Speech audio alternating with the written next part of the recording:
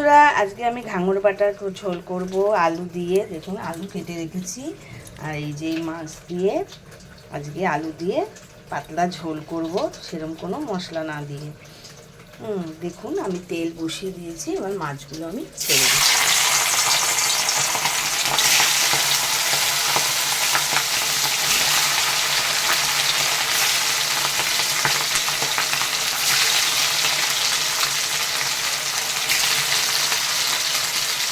মাছগুলো একটু ভেজে নিচ্ছি।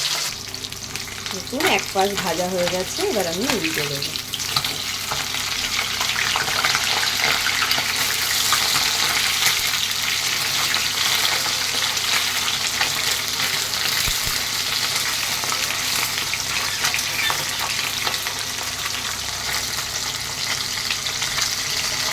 দেখুন মাছগুলো আমার ভাজা হয়ে গেছে, এবার মাছগুলো আমি তুলে নেব।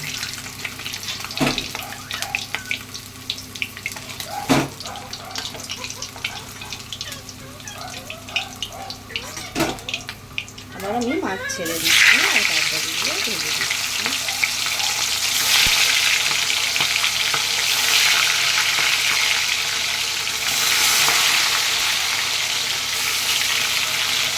এইভাবে মাছগুলো আমি সব ভেজে দিচ্ছি।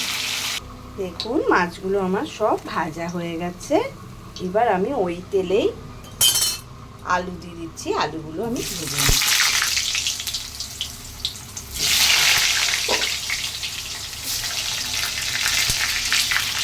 আলুগুলো আমি লাল লাল করে ভেজে।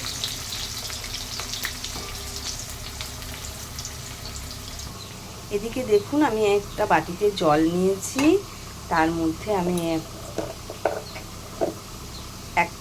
এক চামচি জিরে গুঁড়ো,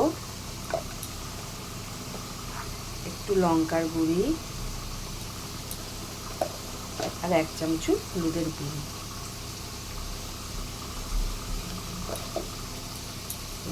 আমি দেখে নিচ্ছি, ভিজিয়ে দিলাম। আর এদিকে আমার আলুগুলো মোটামুটি হয়ে গেছে।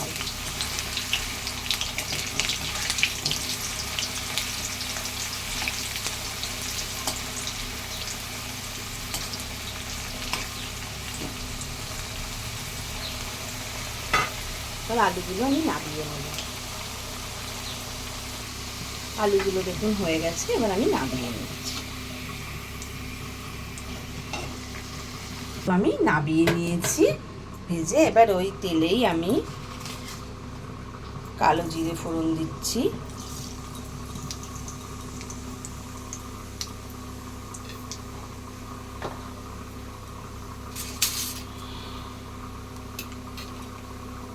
আর এক চামচি আদা বাটা দিচ্ছি।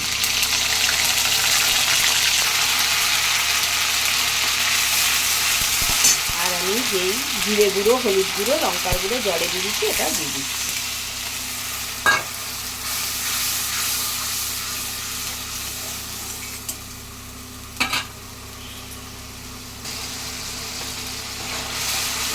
এর মধ্যে আমি একটা টমেটো বাটা দিয়ে দিচ্ছি,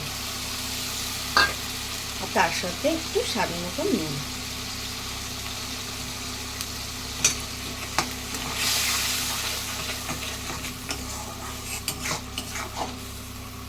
এবার আমি মশলাটাকে ঢেকে দিচ্ছি। ঢাকনাটা সরিয়ে দেখছি, দেখুন মশলায় তেল বেরিয়ে গেছে। এবার আমি এই আলুগুলো দিয়ে দিচ্ছি।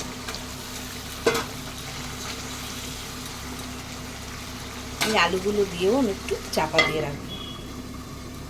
খুলে দেখবো, দেখুন সুন্দর কষা কষা হয়ে গেছে।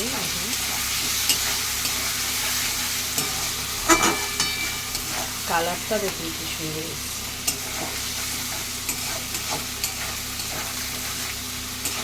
এবার আমি এর মধ্যে জল দিয়ে দেবো।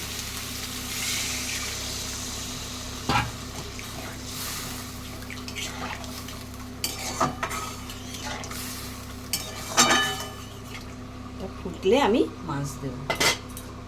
এবার আমি এটা ঢেকে দিচ্ছি। দেখুন ঢাকনাটা সরিয়ে দিয়েছি, আমার আলু সেদ্ধ হয়ে গেছে। এবার আমি মাছগুলো দিয়ে দেব।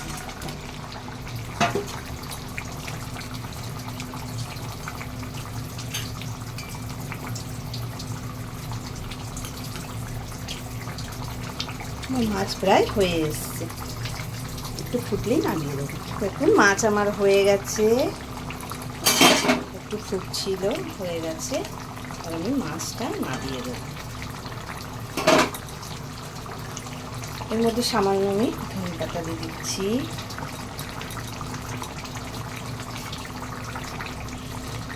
মাছটা আমি